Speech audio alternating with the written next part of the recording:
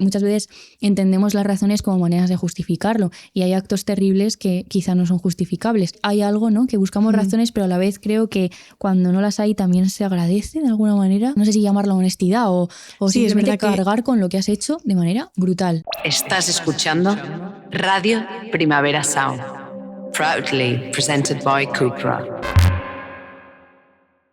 Hola chicas. Oli. No he dicho hola Inés, he dicho hola chicas porque ¿Qué tal? Pues aquí estamos. ¿Cómo estáis? Pues nosotras estamos bien. Estamos jolgoriosas hoy.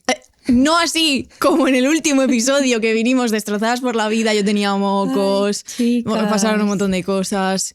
Sí. Aquí hay pues otra energía ya. Voy a contarles mi trauma porque... Cuenta tu trauma porque esto yo creo que además será interesante para nuestros oyentes, sobre todo para aquellos que lleven con nosotras años ya. Y sobre todo porque hoy es un episodio sobre la culpa, como habréis visto en el título que nos hayamos inventado para esta ocasión. Sí. Yo creo que es un momento de sacar a la luz las culpas que cada una llevamos incrustadas en nuestro cuerpo. Igual no todas. O sea... Sí, yo, en concreto yo.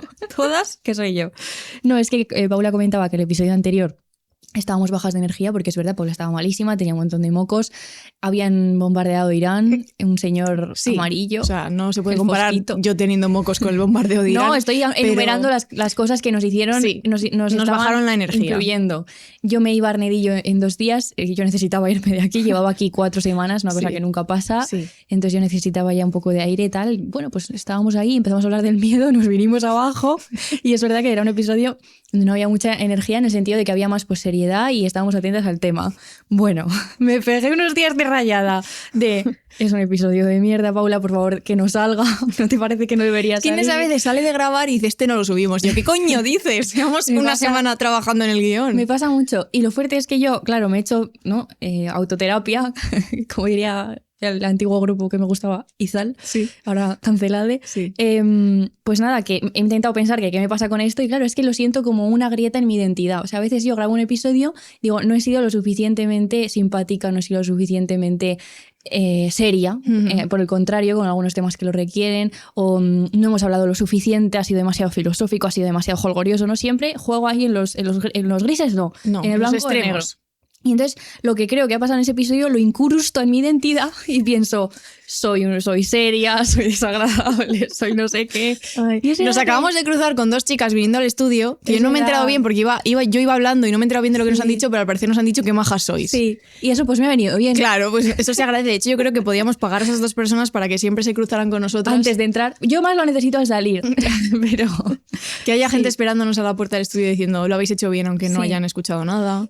Sí, pero apoyo incondicional. Sí, y esta historia personal me sirve para introducir el tema de la culpa que trataremos a continuación, porque es verdad que siempre buscas una excusa para culparte de que el episodio no ha ido bien, de que el episodio no es lo suficientemente X o X. No, Inés tiene yo intento hacerte terapia, no sirve de mucho, pero además, lo llevas mejor que hace 2 años. Sí. No, antes lloraba incluso, esta semana no lloré, casi el otro día, pero no. Días sin hablar porque un episodio no ha salido del todo bien. Luego, lo gracioso de todo esto es que Inés a veces escucha cachos y dice...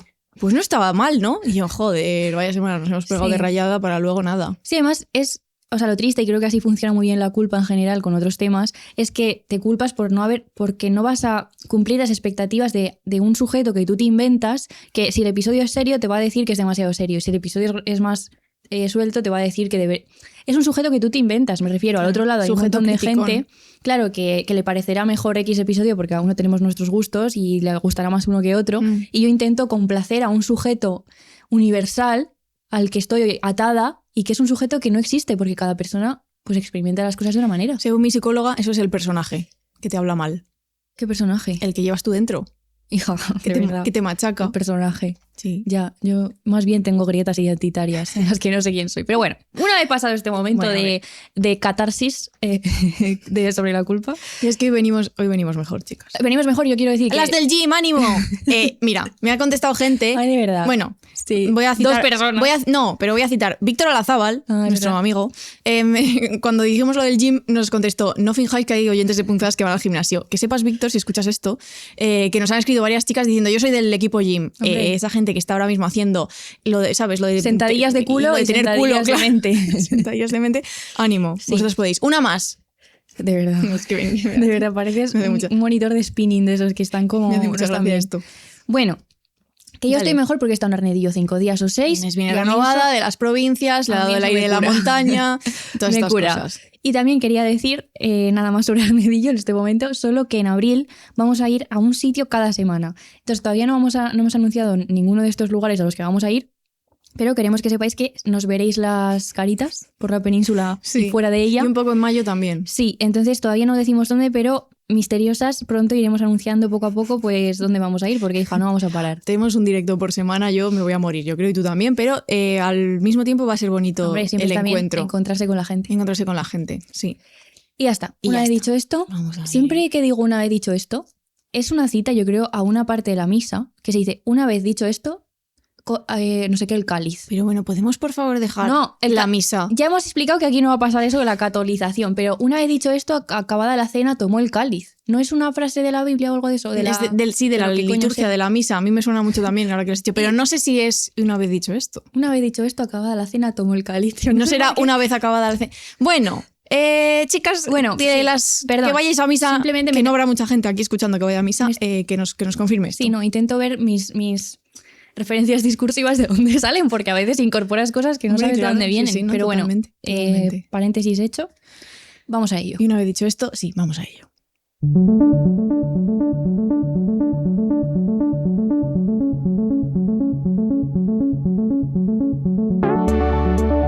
Punzadas sonoras con Inés García y Paula Ducay. Madre mía, la misa. Ya me sonó los mocos. No, si aquí se aprovecha la música para hacer toda clase de actos. Es que viles. Qué alergias, hija, madre mía. Bueno, como muy bien ha adelantado Inés García Hernáez, hoy vamos a hablar de la culpa. Este es un concepto que está muy presente en el pensamiento, en las humanidades, más o menos desde que el mundo es mundo y la gente pensaba. Se han dicho muchas cosas acerca de él. Podemos ver la culpa como una mancha trágica del destino. Pensamos en las tragedias griegas como Edipo o Medea, que hemos hablado de ella hace 2 o 3 episodios. Ujú. Incluso podemos hablar del destino de una comunidad, de algo que forma parte del linaje de ciertas familias. Podríamos hablar de una culpa heredada. También podemos concebir la culpa como parte de un pecado original, ya que veníamos de la misa, pues el pecado original del hombre. Si atendemos a una tradición religiosa, la culpa sería algo así como una condición moral que heredamos. También podemos ligarla a una responsabilidad racional. Aquí Kant aparece en escena, pero brevemente, Manuel, que decía y pensaba que un sujeto es culpable si actúa contra la ley moral a la que se ha adscrito, digamos. También podemos entender la culpa como una herramienta de control social, algo que es socialmente construido. De hecho, luego vamos a hablar un poco de la culpa femenina, la culpa de las mujeres, y ahondaremos un poco más en ello. Pero bueno, para que veáis que esto es Muchos un concepto, caminos posibles. muchos caminos posibles, lo de siempre, es un concepto polisémico y con muchas aristas, como te gustaría decir a ti, y lo hemos traído aquí pues porque nos gustan este tipo de conceptos. Pero ¿en qué nos vamos a centrar, Inés García? Pues- Me gusta hacer este jueguito de verdad. Performando un programa de televisión. Sí, justo. Sí, cuéntanos. Pues mira, lo que hemos hecho nosotras es, para elegir nuestro camino dentro de todos estos posibles, hemos acudido al diccionario, a la RAE. A mí me gusta mucho hacer esto, ¿eh? A Paula le gusta Me mucho. gusta o sea, no es que me guste la RAE, ¿vale? Pero está ahí, pues se consulta. Sí, para ver un poco cuáles son los... Es interesante lo que pasa con la palabra culpa en la Sí, RAE. para ver cuáles son los distintos significados de un concepto tan amplio. Y hemos decidido que nos interesa la cuarta de las acepciones que aparecen ahí, que dice acción u omisión que provoca un sentimiento de responsabilidad por un daño causado. Y es que nos ha llamado la atención al buscar esta palabra en el diccionario que las primeras acepciones, sin embargo, apuntan a la responsabilidad, a la causalidad, es decir, al hecho de ser causante de algo, a imputarle a alguien una determinada acción como consecuencia de una conducta. El diccionario prioriza esta parte acusatoria de la culpa, que también quizás la que más tenemos presente en el sentido de ser culpable, rápidamente lo asociamos al derecho penal o a haber cometido un acto que tiene consecuencias, y no pensamos tanto en la parte que podríamos llamar emocional, ¿no? Así lo hemos llamado, ahora ahondaremos en todo esto, en la consecuencial, pensamos más. Queremos explorar también lo complejo que es este sentimiento, así lo llamamos de momento, los matices que van apareciendo y también las contradicciones humanas que se dan a la luz de la culpa, pues que este sentimiento puede ser más explícito, más sutil y puede experimentarse de maneras muy diferentes. Y para hacer esto vamos a hablar de 3 tipos de culpa y de sus representaciones en obras de ficción y también en otros textos, y se centran, como digo, en esta parte más emocional, en ese sentimiento de la culpa. Y hemos vertebrado hoy el episodio, esto nos gusta hacerlo de vez en cuando, a través de una novela en concreto que es Idaho. Aquí la tenemos. Muy bien dicho. Delante de mí, aquí, la estoy palpando en el aire, que es de Emily Ruskovich, que está editado en Random House, y ahí podemos encontrar varios tipos de culpa y creo que es un acercamiento muy, muy interesante. Sí, Emily, esta novela salió hace, no sé, igual un par de años, editada en España, está muy bien, evidentemente nos ha gustado mucho. Se habló mucho de ella, ¿no? Sí, en su momento creo que estuvo flotando por aquí, nosotras la rescatamos a destiempo porque nos gusta hacer estas cosas. Es como hay que hacer las cosas. Es como hay que hacer las cosas. A mí me ha gustado muchísimo, sí. A mí también. La leí hace pues un par de años porque me la recomendaron nuestros amigos Clara y Gonzalo, que desde aquí, siempre presentes en Punzadas Sonoras, estas dos personas, y me gustó, la leí en inglés, hoy la tenemos aquí en el estudio en español. Yo la he leído en... Porque nos gusta... la lengua que entiendo. Nos gusta el español. Bueno, que la recomendamos, evidentemente vamos a hablar mucho de ella. Emily Ruskovich es una escritora estadounidense que ganó el Premio Literario Internacional de Dublín en 2019 con esta novela, y vamos a contaros de qué va, porque si no aterrizamos no se pueden entender las cosas. Déjame hacer un paréntesis, que es que aunque nos basemos en esta novela y vayamos a hablar de sus personajes y tal, no es para nada necesario haber leído el libro para que sigáis el hilo del episodio, porque está pensado para coger a los personajes y llevarlos a donde nosotras queremos, pero no penséis que os vais a perder por no conocer la historia, porque de hecho no vamos a destriparla ni vamos a sacar elementos de la trama, sino solo lo imprescindible para hablar de lo que queremos hablar. Sí, vamos a hablar de otros libros también, o sea que está todo muy bien pensado y muy bien hecho porque somos estupendas. Sí que venimos hoy. A ver, es que hay que contrarrestar lo del otro día. Vale. Entonces, Idaho, ¿de qué va? La novela cuenta la historia de una familia que está marcada por un crimen inexplicable. Durante una excursión por el bosque, Jenny, la esposa, asesina con un hacha a su hija menor, que se llama May, como el mes de mayo en inglés. La hija mayor, June, desaparece y nunca vuelve a ser encontrada. Jenny, la esposa, es condenada a cadena perpetua y la vida de su marido, que es Wade, queda profundamente alterada por la tragedia.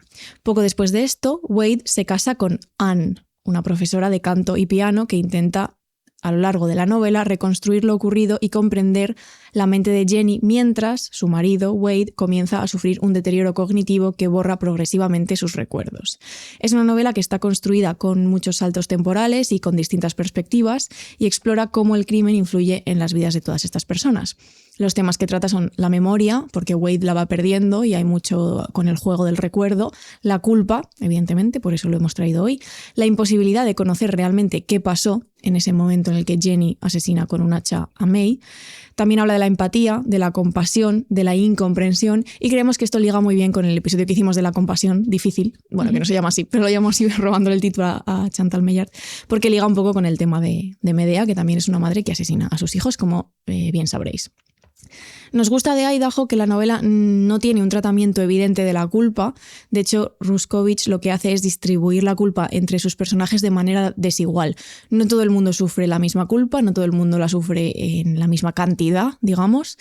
Y la culpa no se distribuye según la responsabilidad, porque la persona que más responsabilidad tiene en el crimen es la que lo ha cometido, sería Jenny, pero no necesariamente es Jenny la que carga con la mayor parte de la culpa de la novela. Lo que hace Ruskovich es distribuir la culpa según la capacidad de imaginar el pasado o de recordarlo. Es verdad que Idaho podría haber vertebrado también un episodio sobre la memoria. Sí. Creo que es el otro gran tema del libro. Sobre el olvido. Sí. Jenny convive con eso que hizo, asesinar a su hija. Wade olvida lo que ha pasado, que su hija ha muerto y que su otra hija ha desaparecido. Y Anne, que es la segunda esposa de Wade, se lo imagina. Hay mucho de imaginación.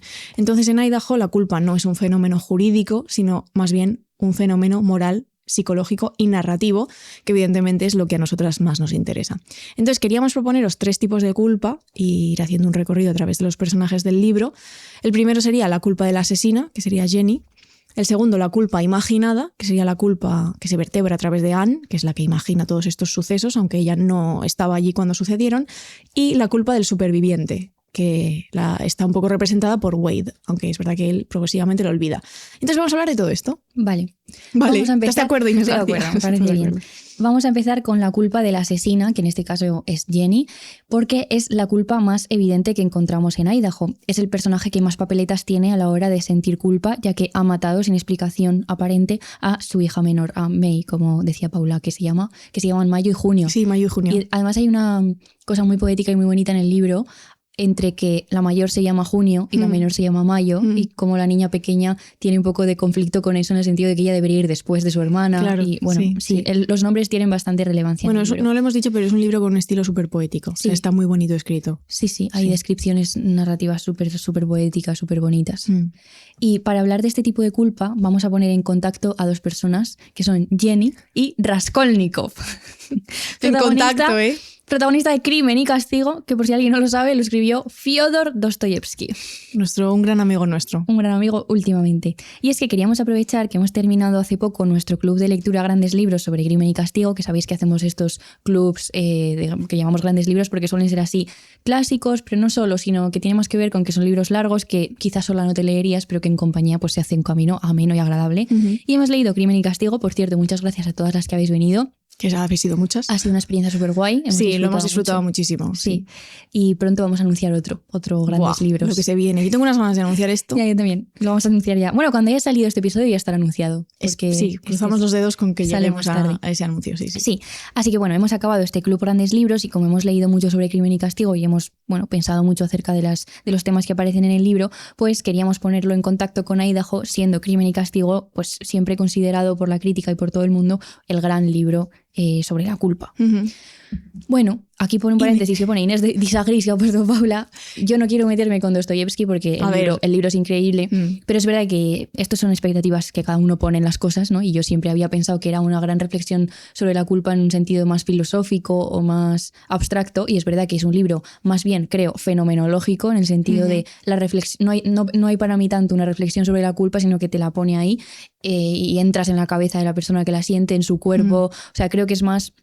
Sí, ver cómo una persona experimenta la culpa y no tanto lo que yo pensaba que era, que es una reflexión más filosófica sobre la culpa, pero eso es problema mío, que siempre busco lo mismo en las cosas. Claro. Entonces, pero bueno, Crimen y Castigo. Pero vamos, que se puede criticar a Dostoyevsky, ¿eh? Sí, está permitido. Sin problema, pero bueno, que ese es el matiz. Sí. Pero bueno, hemos hecho una tabla, que esto fue gracioso ayer, porque estábamos en una cafetería trabajando y me dijo Paula, Inés, he pensado que podemos hacer una tabla en el guión, porque esto... Como yo siempre hago las tablas, de repente Paula pues se vino arriba y yo dije, yo me alegré muchísimo porque, ¿no? Cuando escuchas la palabra tabla, claro. Sí. Y entonces le dije, genial, ¿y qué quieres poner en la tabla? Y Paula se fue encogiendo, se hizo muy chiquita como un bicho bola. Y de repente se vino abajo y le dije, pero Paula, ¿no? Que está genial. Y yo, no sé, en realidad no sé qué hay que poner en la tabla. Igual no tiene sentido la tabla. Pero hemos hecho una tabla. Tenía sentido. De hecho, hiciste tú la tabla. Sí, pero tenía mucho sentido. Con lo que ya había en el guión, sí. Me vine abajo, chicos. Y esta tabla lo que divide es estos dos tipos de culpa de la persona que comete el crimen, la culpa que hemos llamado del asesino o la asesina. Entonces las voy a ir comparando. En Crimen y Castigo tenemos a Raskolnikov, que ya digo que es el protagonista, que también mata a una persona, en este caso a una usurera y a la hermana, que irrumpe en la habitación cuando él está cometiendo el crimen, y también lo hace con un hacha. De hecho, hay ciertas resonancias, y también igual es porque la tenía muy presente, pero cuando leía Idaho había cosas que me resonaban un poco. Y Raskolnikov... Es que esto, voy a hacer un spoiler de Crimen y Castigo. A ver, yo creo... Está proscrito, no sé cómo se dice. Prescrito. Como se dicen estas cosas que ya no tiene... Carlos, nuestro amigo Carlos de Valencia, me dijo, no me parece bien que digáis que los spoilers proscriben, porque claro, proscriben. Wow. Bueno. El delirio. Ya no se entiende. Porque tengo que haber leído no sé qué. Yo, pues tienes razón, es verdad. Pero bueno, sí, cuenta. Bueno, Crimen y Castigo, se comete un crimen justo al primer momento, al comienzo del libro, y tú esperas que vaya llegando una confesión que llega justo al final del libro. Entonces, esta confesión llega al final, cuesta mucho que llegue. Sin embargo, en el caso de Jenny, nuestra protagonista de Idaho, la confesión viene justo después de cometer el crimen. No tarda nada en decir que ella es la que ha asesinado a su hija. Además, en el caso de Crimen y Castigo, tampoco llega una cosa que vamos esperando que llegue, que es el arrepentimiento de Raskolnikov. De hecho, al final del todo, incluso se dice explícitamente que ojalá hubiera llegado por lo menos el arrepentimiento con la condena, pero que no ha llegado. Pero bueno, es una cosa que también podríamos preguntarnos, si realmente todo ese sufrimiento que siente es solo culpa, es también arrepentimiento, los dos están mezclados, ¿no? En el caso de Idaho, Jenny sí está arrepentida, es una culpa mucho más asentada en ese sentido, y creo que es una persona pues que no está orgullosa de lo que ha hecho, ¿no? El tipo de culpa que vemos en Raskolnikov, por eso os decía que es más fenomenológico para mí, es tormentosa. Vemos cómo le enferma físicamente, se desmaya constantemente, está fatal emocionalmente, tiene paranoias, tiene fiebre, es una especie de camino a la autodestrucción. Este personaje no come apenas, no hay un cuidado hacia sí mismo. Hay un conflicto interior completamente delirante, como monólogos y diatribas que él se monta en su cabeza. Por eso le llamaban a Dostoyevsky en este sentido el gran psicólogo, por el tratamiento que hace de la subjetividad de personajes como Raskolnikov. Y es lo que él lleva a lo largo del libro, es un proceso hacia la redención, porque es verdad que al final hay un encuentro con la religiosidad, con el cristianismo, de la mano de otro de los personajes fundamentales del libro, que es Sonia. Pero no vamos a entrar aquí. Simplemente decir que en el caso de Jenny, el tipo de culpa, y esto lo conocemos bien porque en el libro, decía Paula que es muy fragmentario, hay partes en las que le acompañamos en su condena en la cárcel, incluso conocemos historias de sus compañeras de la cárcel, o sea que tiene bastante presencia esta condena. Una cosa, o sea que cuando he dicho que es fragmentario, digo, es que no quiero que la gente piense que son párrafos cortos, que ahora hay No. Me refiero a fragmentario de que va y viene. De que hay varias perspectivas, sí, y va y viene temporalmente, saltos temporales. Pero es verdad, sí, que es un libro, o sea que los capítulos son largos. Sí. Digo, por si a alguien no le apetece de repente una novela fragmentaria, pues que no, esto no es eso exactamente. No fragmentaria en ese sentido, sino por ejemplo cada capítulo comienza con un año, con una fecha. Claro, justo. Entonces quizá de repente empiezas un capítulo, estás en la cárcel con Jenny y al siguiente estás en el monte con Anne, o sea que hay muchos saltos. Sí. Sí, el tipo de culpa de Jenny, como decía, es mucho más silenciosa, estable, tiene que ver con la aceptación y es casi esta culpa un estado que ella habita, que ella lo adapta como lo que podríamos considerar una condición ontológica nueva. O sea, esa culpa se adhiere como parte de su identidad. De hecho, hay personajes, sus compañeras de la cárcel, que cuentan en la historia pues que es un personaje que nunca ha pedido nada, excepto en una ocasión, que siempre acepta lo que le toca. O sea, es un personaje que realmente vive a través de la culpa, podríamos decir. Sí. Raskolnikov sí que lleva un proceso de búsqueda de justificación. Esto hablaremos más tarde de ello. Sin embargo, Jenny no busca justificarse en ningún momento y Raskolnikov necesita que otros le arrastren hacia el castigo, como lo puede ser el personaje de Sonia, o incluso pues, el hecho de que es juzgado por la justicia y condenado a una condena en Siberia. Y es un castigo obligado por los demás, por la justicia, por lo que sea. Es algo externo el castigo. Sin embargo, en el caso de Jenny hay una aceptación del castigo y ya digo que es ella misma la que se lo impone. De hecho, hay un momento en que ella dice que lo que merece es morir, pero como no merece que sus deseos sean cumplidos, lo que tiene que pasar en ese sentido es seguir viva, justo para no concederle, digamos, el deseo de morir. Sí, o sea que, y este personaje, ella es la que todo esto se lo impone a sí misma. En el caso de Raskolnikov siempre son los demás, podríamos decir. Y nos queríamos centrar, una vez establecidas así estas diferencias, en uno de los elementos más relevantes de ambos libros, que es un tema que hemos hablado mucho entre nosotras y que nos ha obsesionado mucho últimamente, que es la búsqueda de razones, ¿no? La búsqueda de razones, sobre todo ante crímenes que son horribles, en el caso de Jenny o en el caso de Raskolnikov, ambos lo son, y que también resultan incomprensibles. Que no es un crimen que se resuelva rápidamente. De hecho, ahora veremos cómo se va desarrollando en cada caso. En Idaho, en ningún momento del libro, aunque es verdad que todo el rato lo estás esperando como lector, a mí me pasaba, hasta que ya entendí que no iba a llegar y me relajé, pero estás esperando como lector que se ofrezca una explicación al porqué del asesinato, por qué una madre de repente sentada en una furgoneta con su hija en el asiento de atrás decide pues darle un hachazo que la mata, ¿no? En el momento. Y hemos traído una cita de Idaho donde se habla un poco de este no entender, que hablan dos personajes y dice uno: no entiendo por qué, no lo entiendo. Y le contesta el otro: porque no hay nada que entender. No fue un accidente y tampoco lo hizo a propósito. Fue simplemente algo que ocurrió, algo que le pasó a ella y que ella hizo, y nada más. Y esto puede resultar, creo, sorprendente decir que no lo hizo a propósito, porque hay una cosa que es como, o sea, en términos de acción sí lo ha hecho a propósito, hay una voluntad, claro, y ella ha llevado a cabo el acto. Pero en Idaho lo que se va dibujando, creo, de manera muy sutil, es justamente que hay cosas que le pasan a la gente, siendo la gente la que empuña el arma en este caso, o la que comete la violencia o la acción terrible, pero que parece que hay algo ahí que no se puede atrapar, que tiene mucho que ver con el porqué, pero que también con la idea de que hay algo que va más allá, sí, ¿no? Es misterioso. Es misterioso, que eso es lo que nos pone muy nerviosos y no nos da ningún tipo de consuelo ni de alivio, el hecho de la ausencia de ese porqué. En Crimen y Castigo pasa, algo parecido. Realmente nos cuesta mucho encontrar un porqué a los asesinatos de Raskolnikov, pero es cierto que en esta novela sí que se ofrecen, o más bien Raskolnikov ofrece un puñado de razones, posibles razones por las que asesine a estas dos personas, ¿no? Él busca estos motivos y estas teorías un poco para justificar su crimen. Ya hemos dicho que Jenny en Idaho no hace esto porque no busca justificar el crimen. Y en Crimen y Castigo, hacia el final del libro, en una conversación con Sonia, Sonia, que termina siendo la confesora de Raskolnikov, él enumera hasta 9 razones de por qué ha podido cometer los asesinatos. Dice que quería convertirse en un Napoleón, que es su manera de decir que quería probar si es un hombre capaz de saltarse las reglas morales, cometer el asesinato y luego seguir con su vida como si nada.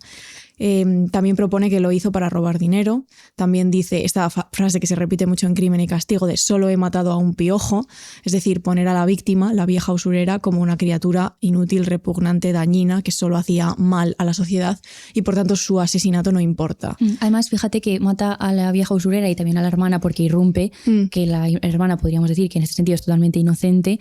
Y Raskolnikov es un personaje que finge que solo ha cometido un asesinato. Claro. Siempre está esta cosa de mate a un piojo, no sé qué, y la otra persona, o sea, creo que él mismo está convencido de que, bueno, que eso fue una cosa que pasó, que no tenía pensada, pero no asume más la bien. culpa de ese otro asesinato, que ese sí que es injustificable, porque todas las razones que él propone, ahí, pues, ahí no aplican. Ninguna aplica. Claro, justamente. También habla Raskolnikov de su propia identidad, que sería vanidosa, malvada, propensa a la locura. De hecho, en el juicio se habla de que quizás Raskolnikov a la hora de cometer los asesinatos estaba pasando una enajenación transitoria y que por eso lo hizo. Habla mucho de esto de atreverse a hacerlo. No, lo hice porque solo quería comprobar si me atrevía o simplemente quería atreverme. Y también habla de matar por propio interés, es decir, que él quiere comprobar si él mismo es un piojo, que es la etiqueta que le aplica a la usurera a la que asesina, o si realmente es un hombre. Y al final de toda esta confesión dice lo siguiente: me maté a mí mismo, no maté a la vieja. En realidad acabé conmigo mismo de una vez, pero fue el diablo quien mató a la vieja, no la maté yo. Que aquí parece que hay una especie de reconocimiento de lo que hace, ¿no? Me maté a mí mismo, que de eso va un poco el libro, Crimen y Castigo. Digamos que el núcleo de la novela son las consecuencias que tiene para un hombre cometer un acto tan vil como matar a 2 personas. Pero luego dice lo del diablo, menciona al diablo, ¿no? Y dice, fue él quien lo mató, no fui yo. Y esto nos parece importante por también lo que comentaba Inés antes de la importancia de la religión y la salvación divina en la novela, que no nos vamos a meter aquí. Porque esto forma parte del esquema moral y mental de Dostoyevsky, es otra cosa más, bueno, que no tiene tanto que ver, pero con todas estas razones que da Raskolnikov realmente ninguna nos convence, digamos, ninguna de estas razones explican totalmente el asesinato, y entonces sí que es verdad que en Crimen y Castigo pasa esto de que hay algo que queda sin resolver, hay una especie de misterio, de enigma que envuelve al personaje principal, que es Raskolnikov, y los lectores nunca somos capaces, bueno, cada lector tendrá su interpretación, pero nunca somos capaces de saber exactamente por qué ha hecho lo que ha hecho. Claro. A pesar de que aquí sí que se proponen un montón de posibles motivos. Sí, de hecho el por qué aparece un montón de veces a lo largo de Crimen y Castigo. De hecho, el personaje incluso de manera casi que tiene que ver con el destino, está en un bar y escucha una conversación que de repente le da una razón acerca de por qué matar a la vieja, ¿no? Sí. Pues había un estudiante diciendo que si matas a una persona como ella, puedes ayudar a cientos de personas en el marco mental del utilitarismo. O sea, que el por qué, incluso, no solo es que él lo geste o lo produzca, sino que a veces el por qué viene por parte de personas externas que él casualmente escucha. ¿no? Que esto también está muy guay en el libro. De hecho, hay razones de las que enumera que yo estaba segura de que simplemente las repite porque hay otras personas, lo de la enajenación transitoria o el hecho de que él no había comido en muchos días, que estaba totalmente aislado. Yo creo que son razones que él no se las cree, sino que las escucha a sus familiares o a gente y entonces las adapta como propias. O sea, que hay algo del porqué que a veces ni siquiera el propio personaje es capaz de producirlo y simplemente lo repite, ¿no? Sí. Y volviendo un poco a esta cuestión del por qué en Idaho, queríamos traer un texto de una cuenta de Instagram que se llama Chica que lee, que lo compartiremos en redes para que lo podáis ver, que hace una revista chulísima con temas y creo que es un número que dedicó a la culpa justamente. Sí. Y nos recomendó ella, de hecho, Idaho, porque esta persona anónima es una persona que queremos, solo esto lo puedo decir, ¿no? Sí. Y entonces tiene una cita que dice: Emily Ruskovich recrea la fuerza gravitatoria que ejerce la culpa sobre el tiempo. Idaho, además de ser una historia del empeño humano en encontrar una explicación al mal, nos habla de hasta dónde puede llegar esa necesidad de que todo, especialmente lo oscuro, tenga un porqué. Que para mí es el núcleo de ambos libros un poco, este empeño humano, además está súper bien verbalizado en esta frase, de encontrar una explicación al mal. Cómo nos obsesionamos porque tenemos una necesidad de tranquilidad que tiene que ver con responder al porqué, a darnos razones. Y es que uno de los rasgos más inquietantes de Idaho es, como decíamos antes, que la novela nunca nos da ese porqué, nunca nos da una explicación completa del asesinato, aunque se persigue a través del personaje de Anne a lo largo de toda la historia. Se nos deja caer alguna cosa, como que no fue un acto deliberado y racional, sino más bien impulsivo, lo que leíamos antes, esta cosa de que no fue un acto voluntario. No hay explicación en ningún momento, y incluso después del asesinato, el crimen deja de ser algo que Jenny hizo y se convierte, como decíamos, más bien en un estado o una realidad en la que ella pues básicamente existe, ¿no? Una realidad que experimenta. Sí, habita en ella. Claro. Y de hecho, este es el tema que decía al principio que nos ha obsesionado mucho a las dos estos días, estas semanas, y es que leyendo ambos libros pensábamos que cuando una persona hace algo horrible, que por desgracia no solo es una cosa que ocurre en la ficción, sino que cada día estamos ante noticias pues donde estas cosas suceden en la vida real, pues cuando una persona hace algo horrible o que nos resulta personalmente monstruoso, incomprensible, aberrante, rápidamente hacemos este gesto que es buscar razones. Por ejemplo, en ambos libros, los jueces que juzgan a los criminales, porque ambos pasan por la justicia, pues les insisten en aportar razones para tenerlas en cuenta a la hora de elaborar su condena. En el caso de Raskolnikov, como decíamos, se alega enajenación mental, y en el caso de Jenny, lo interesante es que ella no aporta nada a estas razones, lo que aporta es silencio. De hecho, hay un momento del libro donde habla de este juicio, donde se dice: el juez la presionó para que diera alguna explicación, pero ella se limitó a decir que había asesinado a su hija y que deseaba morir por ello. Que es curioso porque creo que hay aquí cierta paradoja en cuanto a que nosotros nos tranquiliza encontrar las razones, y sin embargo creo que hay algo que valoramos en esta valentía, no sé cómo llamarlo, de una madre que ha asesinado a su hija y que dice: no voy a dar ninguna explicación, simplemente he matado a mi hija y deseo morir por ello. O sea que pese a que las razones nos tranquilizan, creo que también nos enfadan, porque si ella se hubiera puesto a porque muchas veces entendemos las razones como maneras de justificarlo, y hay actos terribles que quizá no son justificables. Entonces creo que hay algo, ¿no?, que buscamos razones, pero a la vez creo que cuando no las hay también se agradece de alguna manera. O sea, no sé si llamarlo honestidad o sí, simplemente cargar con lo que has hecho de manera brutal. Sí, ¿no? Que es un asesino que no intenta buscar una excusa o una manera de huir de ese acto terrible mediante una explicación. Sí, sí. Aunque es justo lo que dices, que los sentimientos que nos provoca son contradictorios, porque en parte sí querríamos entender por qué pasa eso. Claro. Porque además eso nos tranquilizaría acerca de nuestra propia naturaleza, ¿no? Es una cosa de la que hablamos en este podcast de vez en cuando, con Mindhunter y todos estos ejemplos de la exploración de la psique de un asesino en serie o de personas que han cometido actos terribles.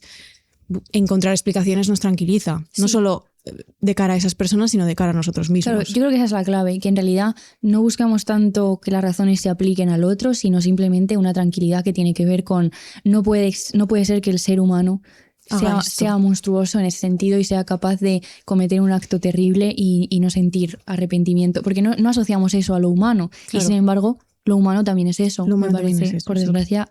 De nuevo, tenemos razones para pensar esto cada día, ¿no? Sí, es esta idea de que hay ciertos límites que no se pueden cruzar y que si se cruzan tiene que haber un porqué. Sí. No se pueden cruzar porque simplemente por cruzarlos o porque se han cruzado sin explicación. Claro, y quizá esta búsqueda de razones es esto, ¿no? Intentos de racionalizar y comprender lo irracional, lo incomprensible, porque nos atormenta la idea de que una persona pueda cruzar un límite extremo como es matar a otra sin ninguna razón aparente, porque nos podríamos plantear dónde nos deja eso como humanos, o quién nos asegura que el otro, cualquiera, no sea justamente peligroso y de repente pueda cruzar un límite, sobre todo como en el caso de Jenny, que es un acto completamente aislado, o sea, tú aislado de su vida, quiero decir. Claro, luego se cuentan cosas acerca de Jenny y se ve al personaje en otros momentos de su vida y lo que ves es una madre que cuida de sus hijas. Una madre estupenda, sensible. Claro.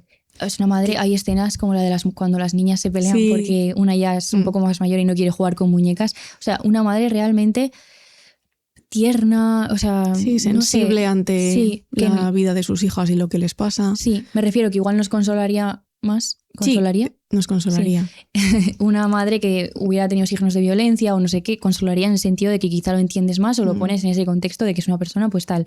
Pero no en el caso de Idaho es como es una cosa que sucede, activar un botón y luego desactivarlo, y en ese momento sucede el asesinato, pero Jenny cuando está en la cárcel es un personaje dócil, casi sumiso, también apocada por la culpa que siente por lo que ha hecho, o sea que no es un personaje violento en ningún momento. Sí. Y eso es lo que asusta, que de repente una persona a la que tú no habías visto ningún mínimo signo de nada, de repente sea capaz de cruzar ese límite. Claro. porque rápidamente clasificamos a las personas, ¿no? En buenas, malas, violentas, no violentas, y entonces en la clasificación que hacemos de ella no encaja. Es un paréntesis totalmente aislado, incomprensible. Está muy bien eso construido en la novela, me parece. Total. Hola, soy Estela Ortiz y pasando por aquí, I couldn't help but wonder si te gustaría escuchar nuestro podcast Club de Series, un programa en el que analizamos series icónicas de hoy y de siempre para hablar de arquetipos, imaginarios, deseos, en fin, todo aquello que representa y a la vez alimenta la forma como nos pensamos. Hasta la próxima, chicas. Pues otro ejemplo de esto que estamos hablando lo hemos encontrado iba a decir la novela, no es una novela, en el libro El adversario de Manuel Carrer, que está editado en Anagrama. Estamos muy carrerianas últimamente en casa. Siempre, en verdad, pero siempre, sí. pero últimamente más. Y bueno, en este libro, para quienes no lo conozcan, aunque es verdad que es un libro muy famoso, Carrer reconstruye la vida de Jean-Claude Romand, que fue un hombre que existe, o sea, esto es una historia real, fue un hombre que asesinó a sus padres, a su mujer y a sus 2 hijos, y del que posteriormente a los crímenes se descubrió que había mentido durante toda su vida sobre quién era, en qué trabajaba, qué hacía. O sea, él decía que era médico, que trabajaba para la Organización Mundial de la Salud, luego se descubre que todo esto es mentira, o sea, él construye un entramado de mentiras colosal, o sea, toda su vida entera son mentiras. Y además roba dinero, roba dinero vive de robar el dinero a los demás. Sí. Bueno. En el libro, Carrer recoge el testimonio de Luc Ladmiral, que es el mejor amigo de Romand, y Ladmiral habla del impacto de los asesinatos en sus propios hijos, en los hijos de Luc, que eran a su vez amigos de los hijos de hecho, los Romand. El padrino de su hija era él. Sí, era el asesino. Los Ladmiral, que es esta familia amiga de la familia asesinada, cuando todo esto sucede y empiezan a conocerse las informaciones sobre quién era este hombre realmente, ponen los colchones para dormir en una misma habitación, y explica Carrer que esto lo hacían porque nadie en esos días quería dormir solo. Y lo que hacían los padres era pues intentar tranquilizar a los hijos. De lo que se habla aquí, por eso lo hemos traído, es de que en este momento en el que los padres intentan tranquilizar a esos hijos que saben que sus amigos han sido asesinados por su padre, algo se ha roto. Y escribe Carrer, notaban que sus palabras no poseían ya el poder mágico de antes. Se había infiltrado una duda que únicamente el tiempo podría extirpar. Eso quería decir que les habían robado la infancia, tanto a los niños como a los padres, que nunca más los pequeños se abandonarían en sus brazos con aquella confianza milagrosa que es un prodigio. Es decir, hay una ruptura de la confianza que les tienen los hijos a los padres, porque alguien ha cruzado un límite que parecía infranqueable, que es matar a tus propios hijos, y se abre una grieta, un abismo, y todo esto sin explicación de un porqué. Nos gusta mucho El adversario, también para hablar de estos temas. Es verdad que en ese libro es un libro que realmente creo que encaja mucho en Idaho y en Crimen y Castigo, porque es un libro que persigue todo el rato saber por qué esta persona comete los asesinatos. Y es verdad que sí podemos encontrar una especie de explicación en el hecho de que es una persona que vivía su vida a base de mentiras y parece que esas mentiras le van cercando, ¿no? Y que al final de su vida está a punto de quedarse sin dinero, está a punto de ser descubierto, y es ahí cuando comete todos estos asesinatos. Pero aún así, creo que hay preguntas que quedan sin resolver en El adversario, que para mí es lo más interesante, que es por qué una persona empieza a mentir de esta manera y cómo, o sea, y no lo frena nunca, ¿no? Y va construyendo estas mentiras. Por si a alguien le apetece mucho meterse en este tema. Sí, es un libro estupendo, la verdad. Y para terminar esta sección, nos preguntábamos, a la hora de pensar, cuando suceden cosas terribles, a la hora de buscar un porqué, nos preguntábamos si sirven de algo las razones. Es decir, encontrar un porqué realmente nos consuela, pero no debería ser igual de terrible acabar con una vida humana, tengamos una razón para ello o no tengamos una razón para ello. Es decir, a veces se producen asesinatos y muertes y hechos terribles, pues por razones geopolíticas, por razones ideológicas. Nos preguntamos si la colonización, por ejemplo, de un territorio es una razón válida para matar, la guerra es una razón válida, el odio.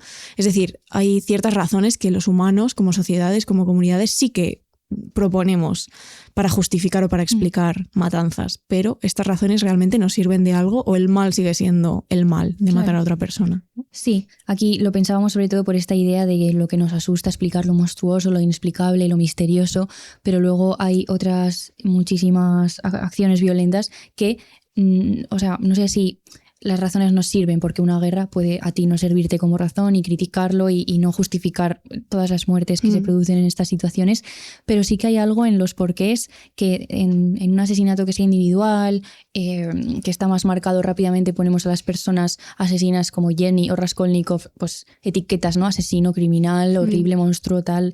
Y sin embargo, cuando estas acciones violentas son cometidas por estados o por señores como el Donald Trump, que en fin, ¿no?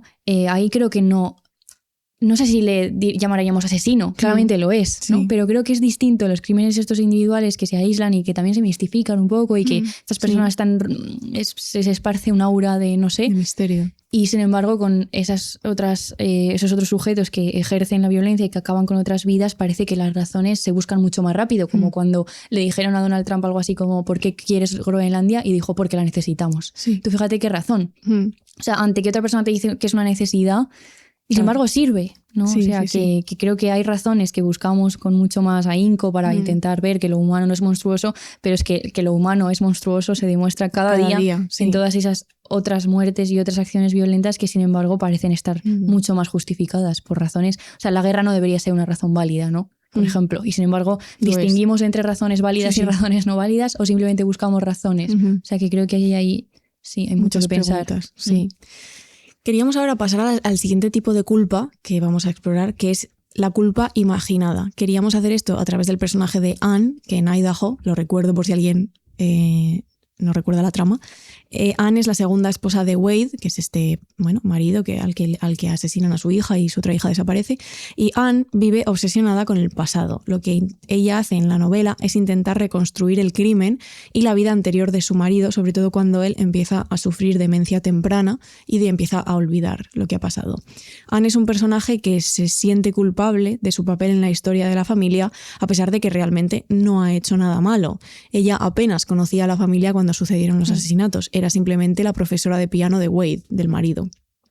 Entonces encontramos en Anne un intento de comprensión cuando ella ya está casada con Wade y se muda a la casa donde vivía la familia antes, y también encontramos una culpa por ese intento de comprensión. Cuando, por ejemplo, ella se encuentra por la casa elementos antiguos que indican la presencia de Jenny o incluso de las niñas, pues esta culpa reaparece. Anne es consciente de que ella no estaría ahí, casada con Wade, que es el hombre al que quiere, si el asesinato de May no se hubiera producido. Es decir, que para que ella llegase a esta casa en medio de la montaña, en medio de además este paraje tan salvaje, que es otro de los personajes de la novela, Jenny tiene que haber salido fuera de escena, digamos. O sea, Jenny tiene que haber desaparecido de alguna manera, en este caso está en la cárcel, para que la segunda esposa pues aparezca, ¿no? Claro. Y llegue a la vida de Wade. Sí, y de hecho hay cierta obsesión con Jenny, intentos de estar más cerca o no sé si más cerca, pero que haya un cruce entre ellas. De hecho, llama a la prisión donde está Jenny para comprobar si ha sacado de la biblioteca un libro que era suyo y que Anne envió, ¿no? a la cárcel. Vuelve una y otra vez a sentarse en ese coche donde sucedió el asesinato. Intenta reconstruir el momento a partir de fragmentos o de información que le ha ido contando Wade. Y, de hecho, y esto es lo más interesante para nuestra idea de la culpa imaginada, Anne construye el relato, que es como a veces delirante casi para el lector, en que ella se sitúa como origen y causa del asesinato. ¿Por qué? Porque imagina que lo que pasó en ese momento, como decíamos, inexplicable, es que May, la niña asesinada, estaría tarareando una de las melodías que ella le ha enseñado a Wade en sus clases de piano. Entonces Jenny, la mujer de Wade, lo escucha y se da cuenta de repente de que otra mujer se ha colado en sus vidas, y es entonces cuando mata a su hija. Es decir, como si hubiera matado a su hija para matar a esa otra mujer, de alguna manera, o que todo ese odio por la, podríamos llamarlo infidelidad, o por el engaño, o por la presencia de otra mujer en la vida de su marido, pues le ha conducido a ese acto de violencia extrema. Y este relato ella lo va construyendo de manera fragmentaria, y uno de los momentos clave para un poco sostener este relato quizá sería que Wade le confiesa que se enamoró de ella desde el primer momento en que comienzan estas clases de piano. Que durante mucho tiempo, o sea, no están juntos hasta que pasa un tiempo después del asesinato de la niña, pero pero Wade le confiesa que se enamoró de ella en cuanto la vio prácticamente, y eso a Anne le hace pensar, vaya, Claro. igual sí que soy yo el origen, ¿no? Claro, ella de repente puede ser en efecto la causa de todo el mal de la familia, que es un lugar en que ella se sitúa, porque de hecho hay un momento en que ella le pregunta qué canción estaba cantando May cuando esto sucede y Wade le dice que no era esa canción. Por tanto, todo ese el edificio argumental que ella se ha construido se caería si consideramos que Wade le dice la verdad, pero bueno, ella está un poco anclada a ese imaginario y esa culpa que ella imagina y que argumenta y a la que busca también muchas razones. Claro, que es una manera de encontrarle una explicación también al asesinato, que sería pues los celos. Claro, porque a diferencia de Jenny, la culpa de Anne no viene de un acto real, evidente, como puede ser el cometer el propio asesinato, sino de lo que podríamos llamar la imaginación moral, porque ella habita ese espacio que dejó la tragedia y, como decíamos, su matrimonio existe gracias a la ausencia causada por ese crimen. Y esta culpa se transforma en su caso en cosas distintas, por ejemplo, en una forma radical de empatía, y esto es porque si leéis el libro veréis que al final pues Jenny cumple su condena y puede salir de la cárcel, y es Anne la que le ayuda, porque Wade ya ha fallecido por esta demencia temprana que sufre, y entonces ahí hay una forma radical de empatía con ella que también es muy interesante de ver cuando ellas dos se encuentran y conviven. Es un momento... Bueno, es increíble, Culmen. que es el final del libro realmente. Hemos dicho que no íbamos a destripar, estamos destripando un poco. Perdón, perdón. Y es para que se entienda. Y también puede llevar, aparte de esta forma radical de empatía, a la obsesión por ese hecho cometido. De hecho, volviendo a este texto de Chica que lee, ella decía que Anne pone en marcha un periplo casi filosófico que le conduce, por su desesperación para entender lo que pasa en la camioneta, dice, termina por considerarse a sí misma la raíz de todo, ¿no? Termina toda la mitad de su vida, que en gran parte, pues como Wade ha fallecido, ya es sola, o sea, ya es su vida, digamos, que construye más allá de él y de su vida en común. Pues mezcla todo lo poco que sabe, dice Chica que lee, con lo mucho que se cree capaz de adivinar, y en ese bucle parece encontrar un triste consuelo. Le es más fácil vivir creyendo que ella tiene alguna responsabilidad en la muerte de May que intentar asumir que hay cosas, incluso las peores imaginables, que simplemente no tienen explicación. Y dice, Idaho es una obra sobre la culpa peculiar porque no la presenta como un castigo moral que recibe en quien efectivamente es culpable, sino como un consuelo desesperado para quien necesita una explicación del daño. Como este gesto de Anne, pues como no tiene esa explicación que quizá le tranquilizaría o le llevaría a habitar un lugar más amable, pues se coloca a sí misma como origen del daño, y así por lo menos hay una explicación que habitar. Claro, y de ahí que hablemos de la culpa imaginada. Claro, porque no es una culpa, o sea, es real en el sentido que ella la experimenta, pero... Claro, pero ella no tiene responsabilidad sobre lo que pasó. O sea, es una culpa que no se deriva de una responsabilidad en el acto del asesinato, sino una culpa que ella, bueno, que construye y que va recogiendo pedazos de su vida y del hecho de que ella está casada ahora con Wade y es un poco la sustituta de Jenny en este sentido, y lo construye con esos ladrillitos que va encontrando. Otro libro que queríamos traeros para seguir explorando este tema de la culpa imaginada es la novela Si no fuera por las sílabas del sábado, de Mariana Salomao Carrara, que está editada en Tránsito, que es una novela que yo leí el verano pasado y la verdad me gustó muchísimo. Y la novela parte también de un hecho trágico y absurdo, que es que un hombre se quita la vida tirándose por el balcón de su casa y al caer mata a otro hombre, que era un vecino que salía del portal. Se entabla entonces una relación entre dos mujeres, que son las dos viudas, que son vecinas. La viuda del suicida, que es Madalena, y la viuda del hombre asesinado por este suicidio, que es Ana, que es la que narra la historia. Ana, en el momento en el que su marido muere, está embarazada. Esto es importante también porque creo que es una novela que también habla mucho de maternidad, y la historia narra los encuentros entre estas dos mujeres, el cruce de sentimientos que se da entre ellas y también las acusaciones de culpa, porque claro, Madalena, como la viuda de este suicida, intenta ayudar a Ana con la crianza del bebé, se acerca a ella progresivamente y en un principio Ana rechaza estos acercamientos precisamente porque lo que hace es culpar a Madalena de su desgracia. Ana dice, por eso culpo a Madalena, no a él, al hombre que se suicida. La culpa no es del hombre que saltó, sino de Madalena, porque solo ella podía haber evitado ese suicidio desplomado, ese derrumbamiento sobre nuestra vida. Es decir, que encontramos en la novela una especie de culpa acusadora, ¿no? Ana echa la culpa a Madalena de lo que ha pasado y Madalena en parte se siente parcialmente responsable, a pesar de que ella no empuja a su marido por el balcón, lo que tenemos es un suicidio, ¿no? Esta es la raíz de la relación entre las dos mujeres. Podríamos decir que Madalena intenta de alguna manera sustituir al marido fallecido de Ana, aunque ella pues, no sea responsable evidentemente del suicidio de su marido. E igual que en Idaho, igual que Anne cuida de Jenny y se asegura de que ella está bien cuando sale de la cárcel, pues pasa un poco lo mismo con estas dos mujeres, que empiezan de manera progresiva a cuidarse mutuamente. Es una novela bastante bonita en ese sentido. Y luego también, a raíz de esta novela, nos preguntábamos si la culpa es una manera de compasión hacia otra persona, porque cuando, aunque no tengamos responsabilidad en X hecho que sucede, la culpa a veces nos lleva a actuar de manera compasiva con los demás. De nuevo, en Idaho está esta empatía radical que ha mencionado Inés, y en Si no fuera por las sílabas del sábado, Ana experimenta poco a poco cambios respecto a su culpa, y a medida que su relación con Madalena se hace más profunda, empieza a ver la culpa que ella le achacaba de otra manera distinta. Y dice, quizás si Madalena hubiera sido una mujer más amable, si Miguel, que es el hombre que se suicida, hubiera querido posponer indefinidamente esa muerte solo por pasar más y más días junto a ella, eso es lo que ella debe estar pensando. Dios mío, qué horrible pensar lo que tal vez esté pensando Madalena, que por su culpa otro no quiso posponer ni siquiera la muerte. Es decir, que pasamos esta división entre culpas me la he inventado yo, no es que aparezca así en la novela, pero creo que se pasa de una culpa acusadora a una culpa compasiva, y es a través de la culpa como las dos mujeres se relacionan realmente, pero eso termina llevando a una compasión. Sí, además una compasión que es un poco sentir culpa por haber echado la culpa a una persona que está experimentando culpa. Totalmente. O sea, es exactamente eso. Es una especie de cadena de culpas que llevan a las personas a sentirla de maneras... Es que es justo muy, muy, muy difuso, muy sutil. Es muy interesante. Sí, es muy bonita. Este ejemplo. Sí, es muy bonita esta novela, además. Me gustó mucho cuando la leí, que además me la recomendó Sol Salama, que es la editora de Tránsito, directamente.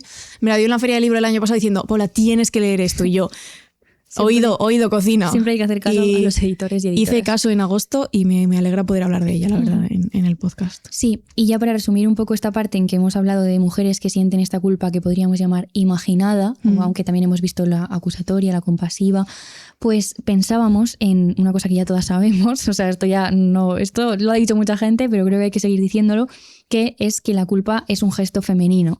Es decir, pensábamos leyendo estas historias y conociendo a estos personajes de qué manera la culpa es un gesto femenino. Cuando decimos femenino, pues aprendido y asimilado por las personas que han sido socializadas como mujeres, porque la culpa aparece rápidamente, incluso cuando es difícil de justificar, como puede ser el relato de Anne, que incluso a mí como lectora a veces me parecía un delirio, o sea, una obsesión extrema por ponerte a ti como núcleo de responsabilidad de un acto que claramente no es ni cosa estabas tuya. ahí ni vas a aparecer, ¿no? Y sin embargo hay una obsesión por encontrarte en ese acto. Después de la culpa, además, aparece la compasión, en muchos casos hemos visto, el cuidado, el hacerse cargo de la otra persona que sufre, incluso de la persona culpable, como en el caso de Anne y Jenny. Y también una cosa como de salvar a los demás, de salvar a los otros de su propia culpa. En el caso de Raskolnikov en Crimen y Castigo, ahora que me estoy acordando, también los personajes femeninos tienen justamente ese papel de salvar. Bueno, en nuestra última sesión, la mitad de los comentarios se dedicaron a analizar el personaje de Sonia, que es quizás el personaje femenino más importante de Crimen y Castigo, que es un arquetipo de la salvación. Claro.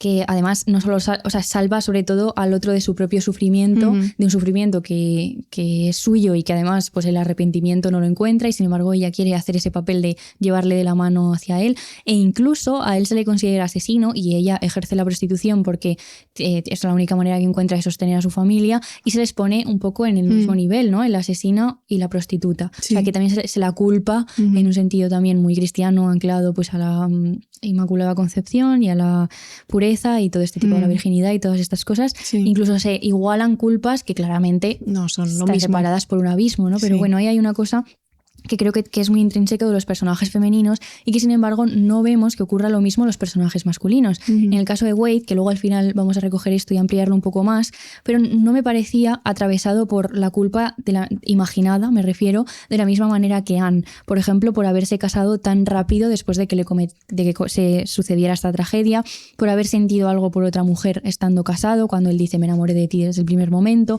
yo qué sé, por la desaparición de su hija o por no haberlas protegido, que no digo que tenga que sentir estas culpas, y me parece que está bien que no las sienta, porque creo que es un personaje que sabe colocarse a sí mismo como, o sea, en su responsabilidad, pero que no imagina de esa manera o no sobreimagina, también por su olvido y por su falta de memoria.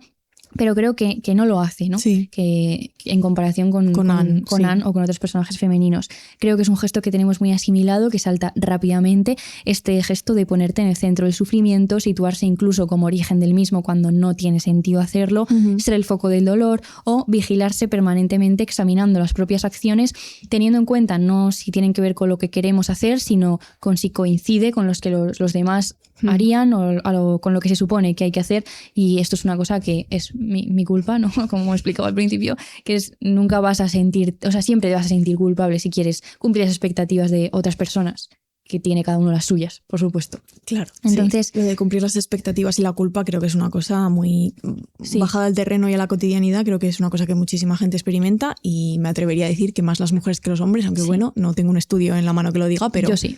Sí, en ese ha sacado del coño un estudio, Sí. pero es verdad que, Sí. Bueno, O sea, que creo que es una cosa que sucede bastante. Sí.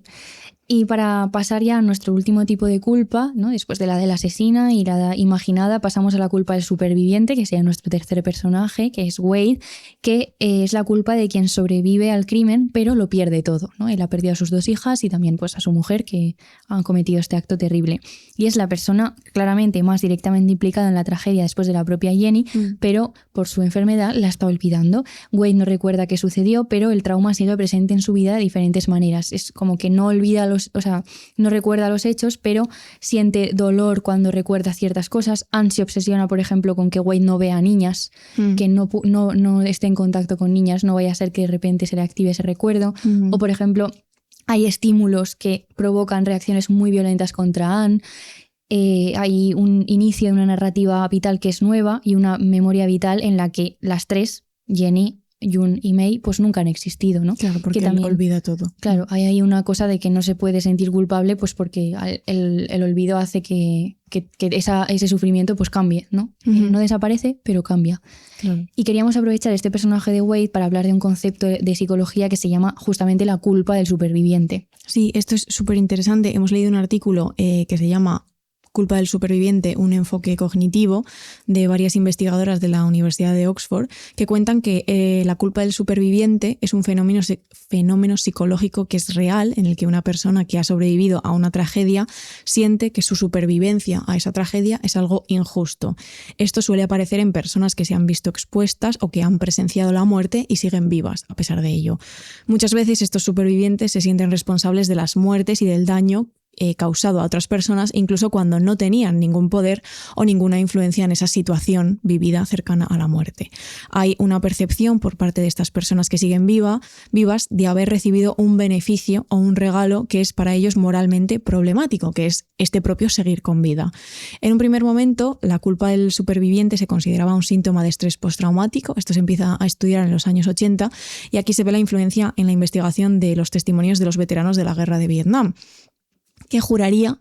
No es la guerra que pone en marcha el estrés, la cosa del estrés postraumático, creo que fue la Primera Guerra Mundial, pero es verdad que creo que en estos años ya se estudiaba de manera un poco más sistemática. De hecho aparecen en estos manuales de psicología el DSM, bueno, todas estas cosas que a veces sale BDSM. No, BDSM no, es otra cosa. Pero bueno, que poco a poco, como bien sabéis, las enfermedades mentales y los síndromes pues van cambiando sus acepciones. Pero bueno, más recientemente se han observado estos síntomas de la culpa del superviviente en diferentes grupos o colectivos traumatizados, como pueden ser los refugiados, por supuesto los veteranos de guerra, los supervivientes de ataques terroristas, los hombres gays con VIH negativo, que ahora vamos a hablar de esto un poco más, incluso abuelos que han perdido nietos o supervivientes de accidentes con muchas víctimas mortales. Queríamos traer 3 líneas de otro libro de Manuel Carrer, que es V13, de nuevo, carrerianas. Me lo estoy leyendo porque Inés se lo leyó hace unos años y le gustó mucho, yo lo tenía muy pendiente, y como estoy en crisis lectora, pues estoy de Carrer, que es una cosa que se lee tan rápido. O sea, ya ha pasado esto, yo tuve una crisis lectora y la solucioné con Carrer. Sí, no, es muy buen antídoto. Pues en V13 Carrer recopila las crónicas que recogió durante el juicio por los atentados de París del 13 de noviembre de 2015. El más conocido de estos atentados fue el atentado de la Sala Bataclan, pero hubo otros en las terrazas que estaban por la zona y en el Estadio de Francia, ¿puede ser? Es que además Carrer incide mucho en que solo nos acordamos de Bataclan y realmente pasaron otras cosas ese día en París.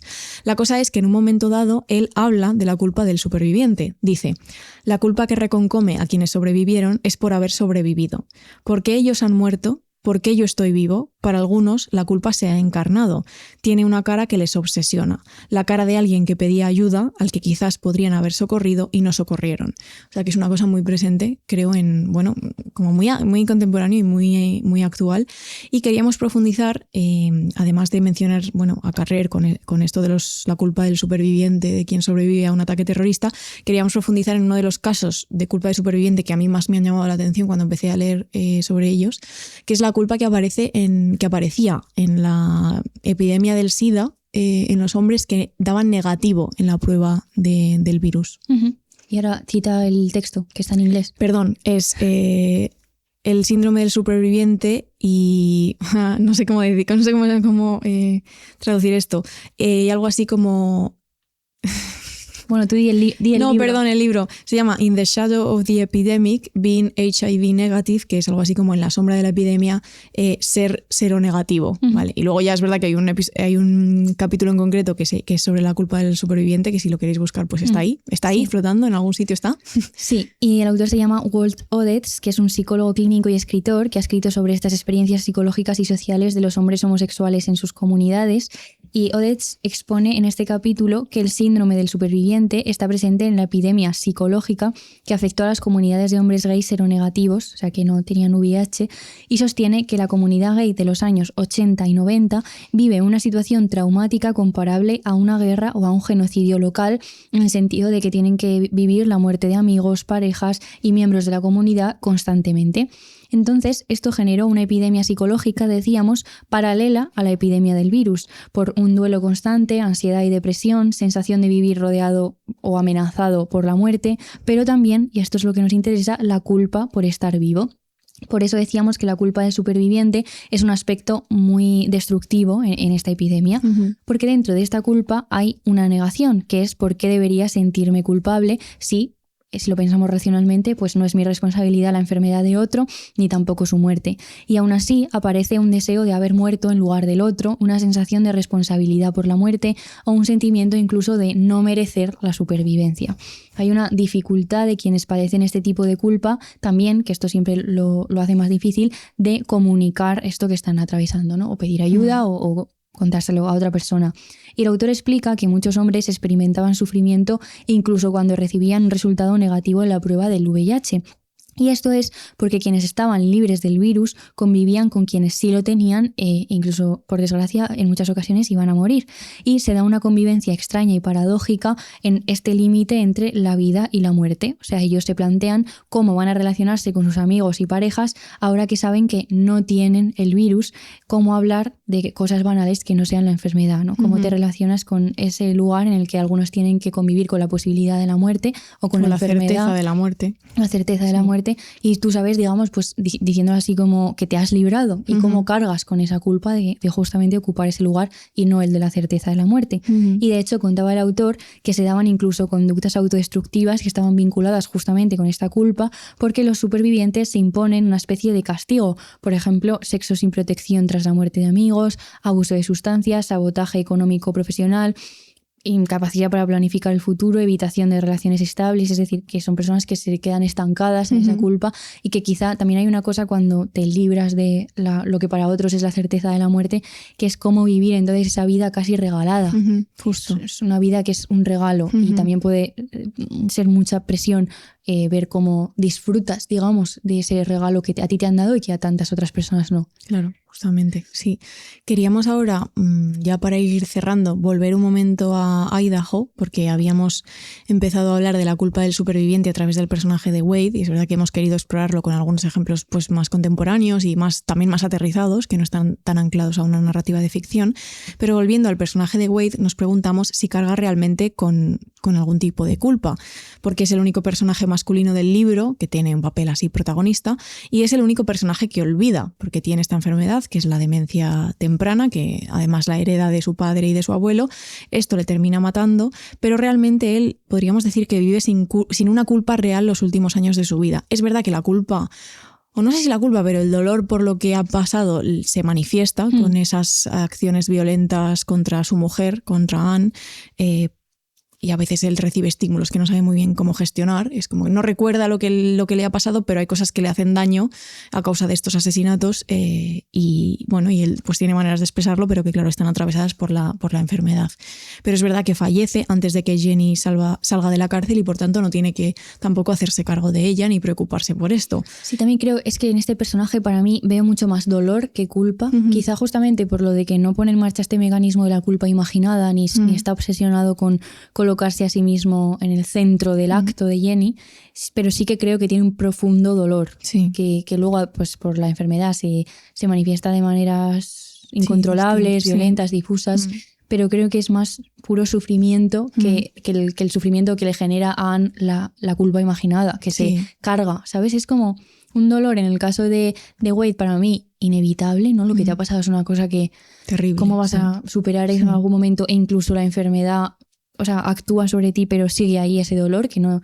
Y sin embargo, en el caso de Anne hay algo, no digo artificial en el sentido de falso, pero sí que es un artificio argumental. O sea, es un dolor que tú no has estado ahí, no puedes sentir el mismo dolor que Wade, no son tus hijas, no estabas ahí, aunque te parezca terrible y todo. Y creo que es un dolor que ella se carga. Carga las espaldas. Sin embargo, en el caso de Wade es un dolor que él no se carga, es que él no puede deshacerse de ese dolor. O sea, él está, igual que habita Jenny la culpa, decíamos, como un estado, creo que él también habita el dolor como un estado.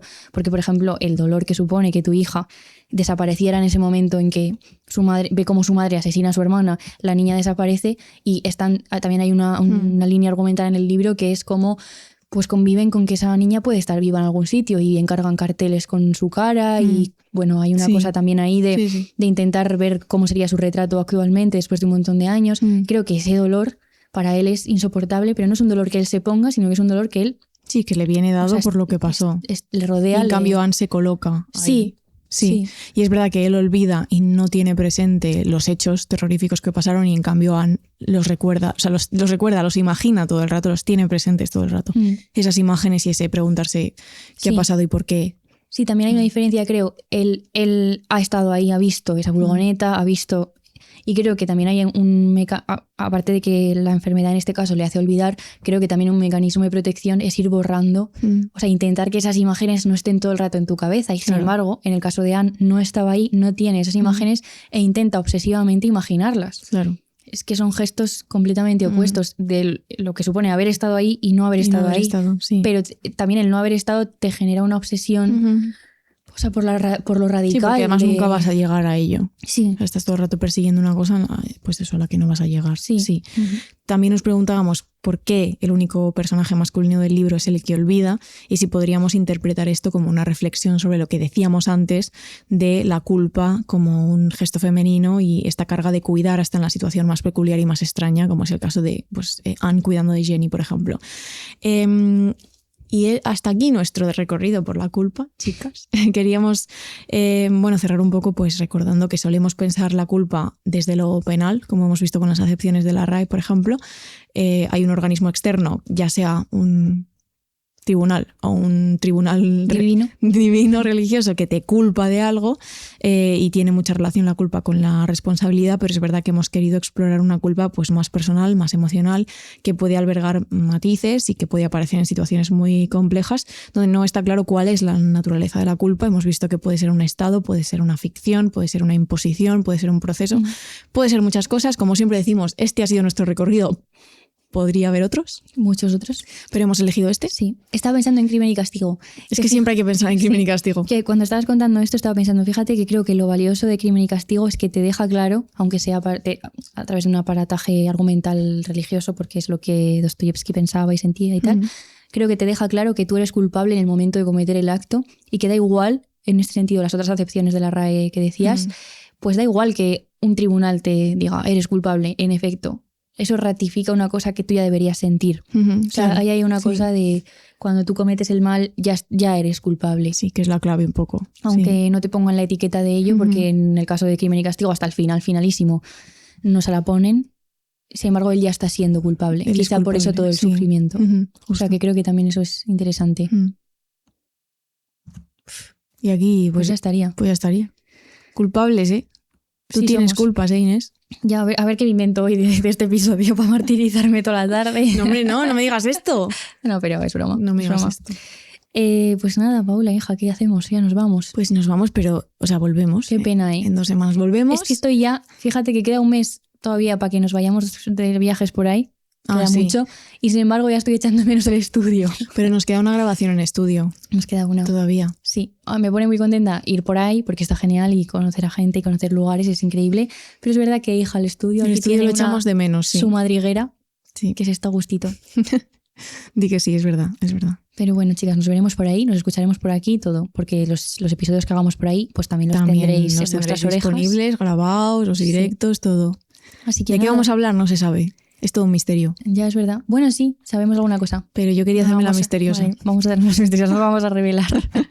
Vamos a terminar con Una una cita. cita de Idaho. Es un poquito larga, la hemos partido en 2. Ujú. Para que veáis también, porque no hemos leído citas así largas de Idaho y tiene tanta presencia esta descripción narrativa tan poética y tal que queríamos un poco que vierais esto también. Así que vamos allá con la cita. Vamos allá, empiezo yo.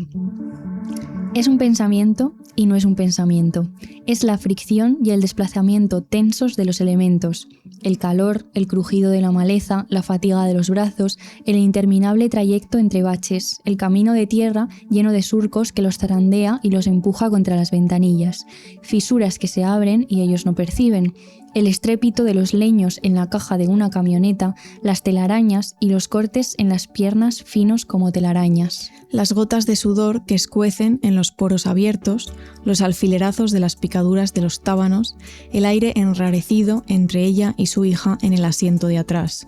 Un pensamiento y no un pensamiento. Con qué facilidad nos desmoronamos. Con qué rapidez la vida de otra persona penetra por grietas cuya existencia desconocíamos hasta que esa cosa extraña ya está dentro de nosotros. Somos más porosos de lo que pensamos.